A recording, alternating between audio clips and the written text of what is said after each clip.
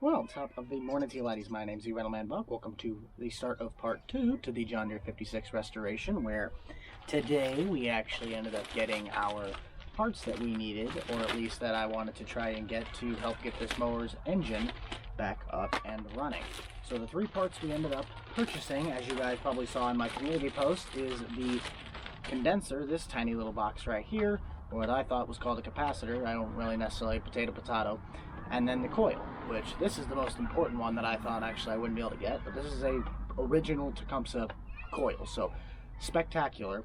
And then last but not least, I know we did the whole RTV thing, but I am just going to pull the crankcase back apart again and put this gasket on and then seal it again with RTV. So we're going to do that. I did have someone say in the comments that you technically should just put it right on top of it, don't wait the minutes, but everything else I've seen, so I'll just wait a little bit again until I actually crank everything back down. But let's get the engine put up.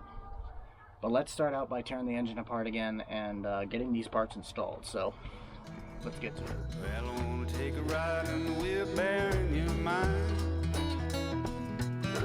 Take me all around to the thinking places where you spend your time.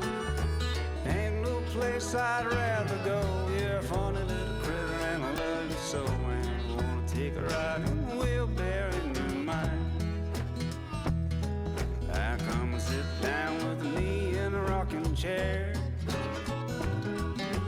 Coffee pot is nice and hot. We can sit in our underwear. Tell me about the dreams you had last week, swimming all around with the fish in the sea. Come and sit down with me in a rocking chair. So now we have that put back together, so we can start the process of looking at our crankcase housing. So I'm going to take those bolts out, get that put the new gasket on there, and then we can pretty much reseal it back up. Now you don't necessarily want to take a regular razor blade to that, because in case you gouge, like I know it's a little razor blade versus a motor like this, not necessarily need to worry about too much, but it's good to use like a plastic razor blade to clean this off, mainly if I want to take off this seal. But I don't necessarily know if I can test the motor for spark unless I have it back on the mower where the ignition wire is plugged into it. So let's at least get this taken apart and looked at and see what we can do. So now that we are back down at the mower at the unit, let's get the motor back on. We will bolt it back down, and then we're going to start, in essence, piecing this thing right back together, and hopefully we might be able to use that spark tester again, and we'll see if we can't get a spark. And if that's the case, we will fill the motor up with oil. Since I decided to just use the gasket, I decided it was going to get a good enough seal. If I lose, I lose. If I don't, I don't. Cool. We're just having fun trying to do this. So we finally have every single thing that we can think of strapped back down on this. I have my head completely sealed off. I have my spark plug tester hooked up, as well as my little spinny riggy going on here. Everything should be hooked up and wired. I have my ignition rewired back again there. So now it's just a matter of, can I get this thing to see if it'll spark? Because if we can get spark, we can get this motor started.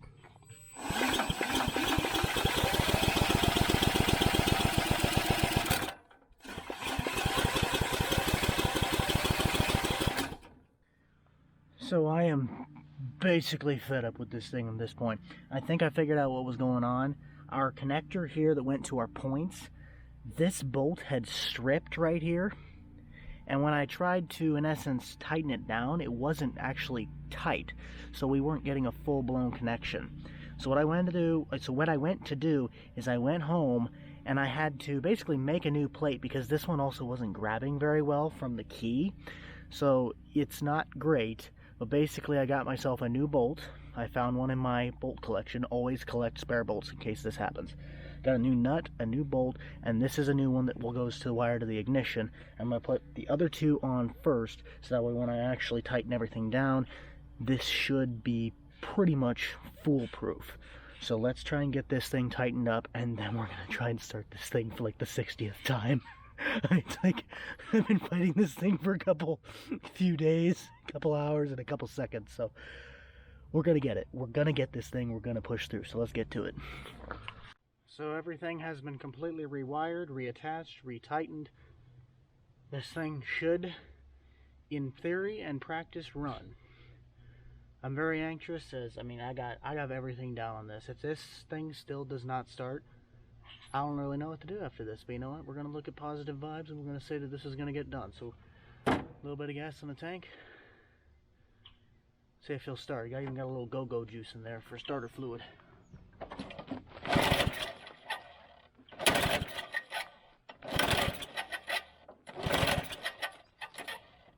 I think we might call it for the night. I've been working on the thing for about another 20-30 minutes or so, and I just can't seem to figure out right now what the spark issue is. We are still not getting spark. I mean, it has a brand new coil, has a brand new condenser, it has fresh points, it now has all of the points, connectors, condensers, all that stuff's been tightened with the new bolts. I still cannot seem to find out where this thing's going wrong. The magnets are fine, the magneto on the actual timing thing is fine, we just cannot get a spark. So I'm going to do a bit more research, call it a night, wrap it up, and try and figure this thing out tomorrow. So we'll catch you guys once the next day hits, and we might have some answers to what's going on. Good morning, everyone. I finally put my head back on a swivel, and we are not insane anymore. But we're back on what would technically be considered day 4 of this project, of getting this old 56 running. I did a little bit of research last night, and it really only comes down to 2 things left that could be wrong.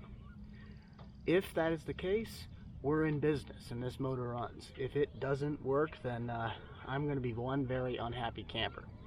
The first one I shouldn't need to do, but I also know that there is just a possibility that it is. That is sanding off my coils, sanding off my points, but also I'm going to check the ignition wire that goes to that key. That wire that runs from my key all the way up into the motor, that wire could be bad.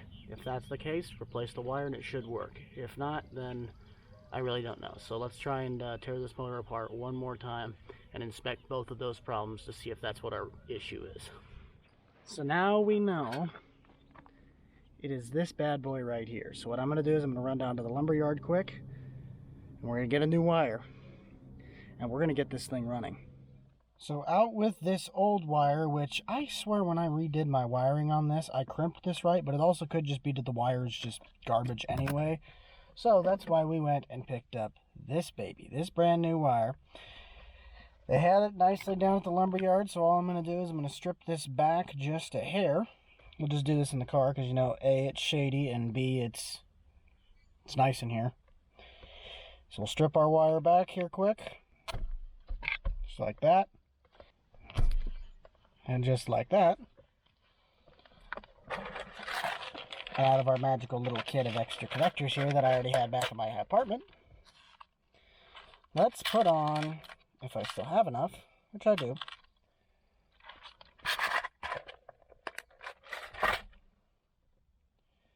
two female end connectors. That ain't going nowhere. So this, in theory, and now practice, everything should be A, grounded, B, electrically sound. If I put gas in this thing, which there already is, and it's already flushed through the system, this thing should pop on the second pull. I'm not going to call it, but it should work. So let's get this thing hooked back up, and let's try and pull start that sucker. The time has come. Can we get it to start?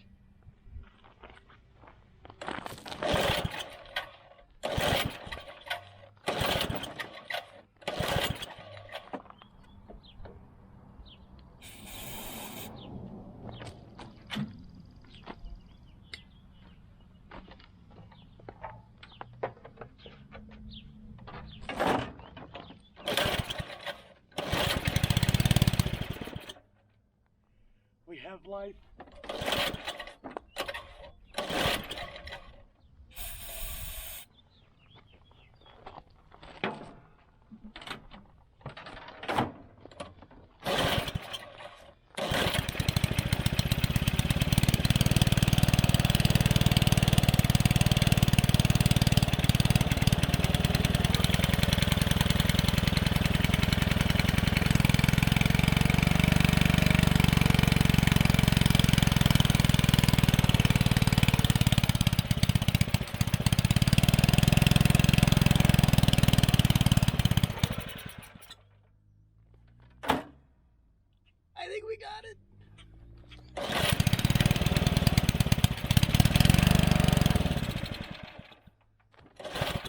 tuning the carburetor.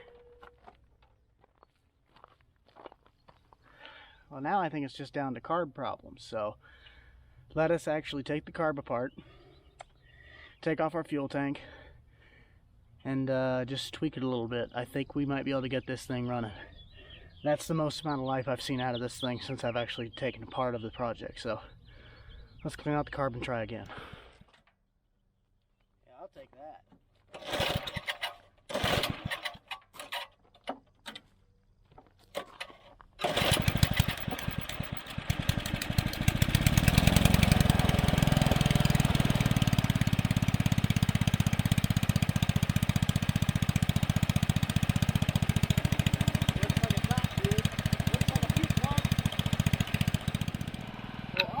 That we take this thing for its first test drive in probably 40, 30 years. I don't know how long it's been sitting.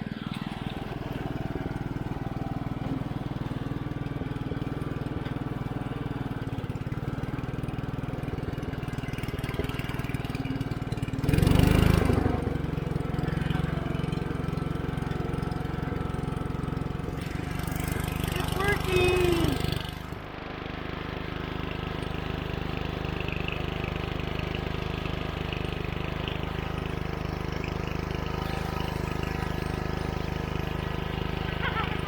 A few moments later. Well, it was fun while it lasted. We very well may or may not have just blown up the motor. Yeah,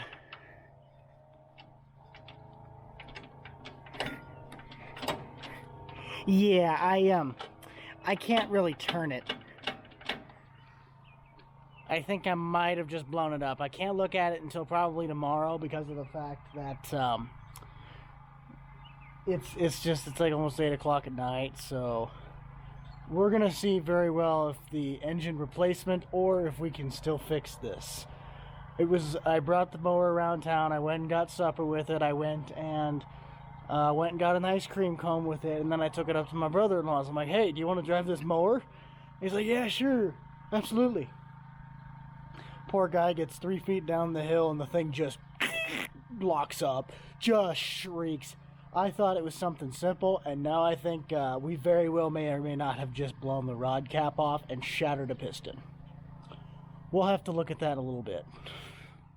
On the plus side though, while I'm actually up here, we'll get to use what you guys would know from the homeowner series as the YTD yard machine tiller. Now this is the tiller I grew up with. Now if you guys don't know, remember the picture. This bad boy has actually showcased in a video, which you can find in the top, I think if I do my camera right hand corner, that or this way, whatever, you guys can watch that. But we're gonna help out by just, tilling up the garden a little bit. So enjoy this little snippet of me helping my brother-in-law and my sister get the garden ready for the season. This one fires a heck of a lot simpler. Observe. Keep going. Give it a try.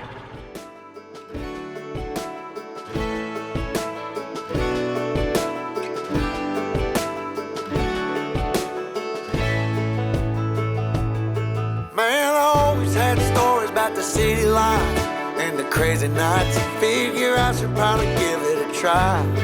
Maybe check it out, see what it's all about. But the traffic was fast and the money was slow. The people I met you never get to know. I kinda miss this place I used to live back home. 'Cause up here it's breakneck, paycheck, rat race, what's next? I'm tired of feeling like a small fish in a big pond. I think I'll go back where I came from, where everybody knows my name. My friends are still the same.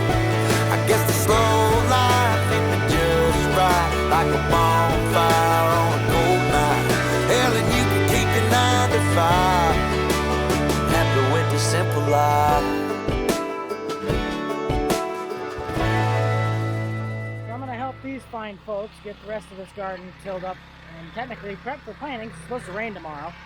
But we're going to get this tilled up, cleaned up, and everything else, and we'll tear that motor apart next. So we'll see you guys in that segment. We'll see what the carnage actually is.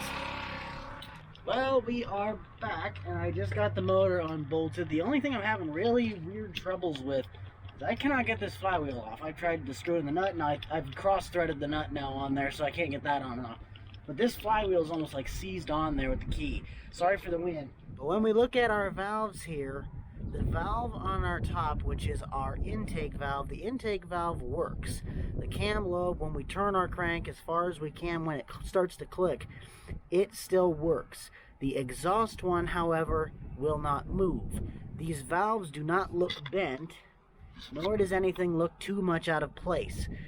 So once I can get this motor off, we can take a look and really get an idea of what's going on. And I guarantee you, something broke inside the actual crankcase housing, whether that was the camshaft, the crankshaft, or something else. All I'm hoping for is that it is not the piston rod. If it is the piston rod, I am not going to be in a good position right now. So, now that we have at least the main part of the motor off, I already did a shake test. And as you can hear, something in that is broken. So let's open the floodgates. Let's just see if any metal comes out. Oh yeah, that is nice and sparkly. See how many metal flakes we can catch out of this.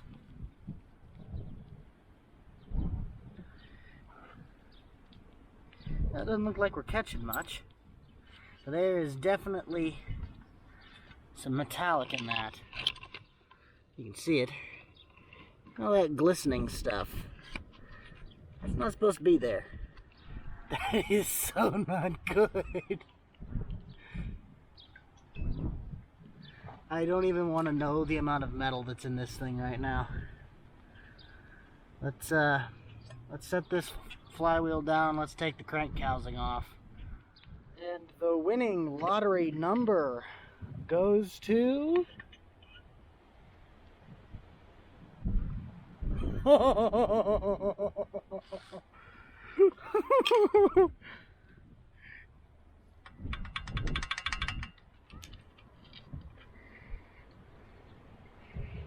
Oh yeah, that is gorgeous. Let's get the rest of that rod cap out of there. Beautiful. Let's take out our camshaft here. See what the damage to that is. Oh! That would explain the loud screeching noise. Oh yeah, that's real nice. Cam actually doesn't look like it's been broken or anything, but yeah, that rod cap broke right off. Our valves look fine. Nothing wrong there. How bad did our crank get damaged is the real question.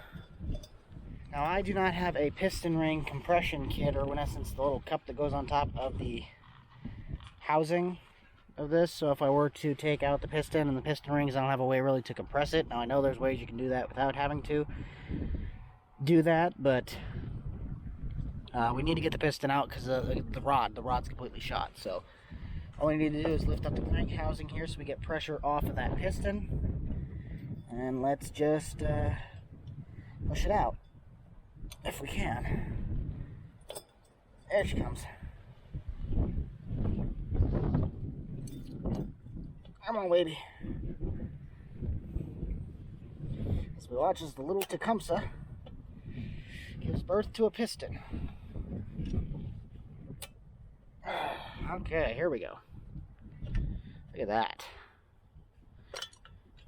Oh yeah. Oh yeah, that is fantastic. Look at that. Pretty sure that's not supposed to be there. And that's a little chalked up back there. So, well, here is the aftermath carnage of what happened to this piston. We have a piece of the actual piston that broke off, so that's nice. The connecting rod this bad boy just decided to yeet itself and say goodbye. Kind of exploded. And then here is our rod cap, as well as the remainder of the connecting rod. So that looks like fun. Now I think our next step more than likely is we're going to take the motor itself, because I can't seem, when we broke this, it like seized the flywheel onto the crankshaft, and I cannot get the crankshaft to be removed because I can't get the flywheel off. I've tried with a hammer, and I ended up now mushrooming the thread on it, so now I can't even really use that anymore. I've tried, well, I had the bolt on there, so don't get mad at me for that. I did have a bolt that was flush on top, but something got seized, something broke. I tried putting penetrating fluid in there and then doing the hammer again. I tried using flywheel pullers. I tried using a pulling hammer. I mean, I got everything on there, but I can't get that off, so I'm going to try and take that in with this as well, and we're going to try and get as many parts as we can. So that'll be our next phase, is getting these parts ordered, and we can maybe get this motor running again for a third and 500th time. So while we are waiting on parts, as I have a new piston, a new set of piston rings, as well as a connecting rod, all on order right now. We actually have the piston ring sitting inside. We're just waiting on the piston and the rod. But I will still have to look into a crankshaft because I've already mushroomed the threads, and I think it might actually be repairable via, I can't remember what they call it, but I have a farm buddy that says he might be able to help me out with that. If not, I gotta look for a replacement crankshaft because the threads are screwed up. Also, part of my neighbors are mowing. But for right now, what we're gonna do while we're waiting on parts, and also to end out the video, we're going to be installing the rear set of tires. So I got some tire irons. I got two pretty nice tire irons actually. We're going to take the back tires off with a floor jack, holding the mower up just so I can do that.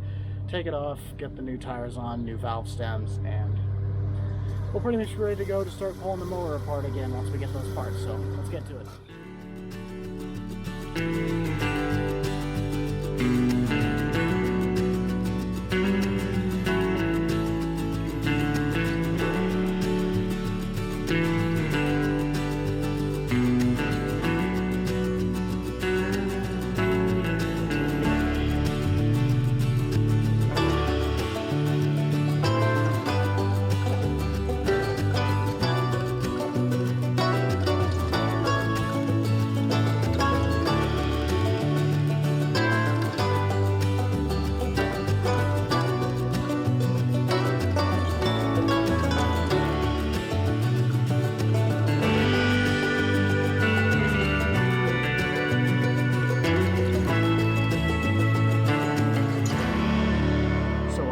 Had to, in essence, tear apart this bead, leaving only one wire left to actually break the bead on this thing to get it off. This backside basically is it's toasted. It's completely gone. It's bye-bye. So out with the old and with the new. But before we do that, we are going to clean this thing up, as well as kind of like fix the thing up a little bit. Kind of got a little bendy going on there, but could be worse. So we'll catch you once we get this cleaned up. It's one of these.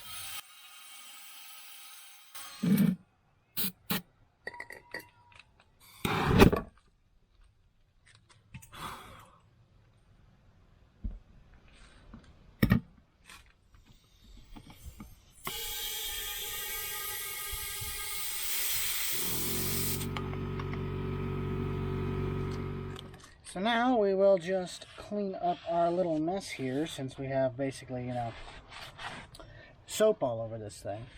But I'm going to get this attached back onto the mower, and we'll get the other one done here off camera, so that way we can just have this thing pretty much prepped and ready to go on the wheel side of things. And then we should be set to rebuild the motor in part 3. So we're going to call it for that. So thank you guys so much for checking out part 2. This mower's already been a whirlwind, but I'm actually kind of starting to really enjoy this now, because the more I take apart the mower, the more I put it back together, the more I learn. And that's the whole point of this, isn't it? We're here to have fun, we're here to learn, and just have a great time. So if you guys haven't already, be sure to smash that like button, subscribe down below. Also be sure to check out the Boomstick Club for all the up-to-date content from me and the gang. You guys already know who is in it. Be sure to check out part 1, which you guys can find in the top right hand corner of your screen right now, and the playlist for any other series and likings of videos on the channel itself. We'll see you on the next one. The Rental, and out. Peace.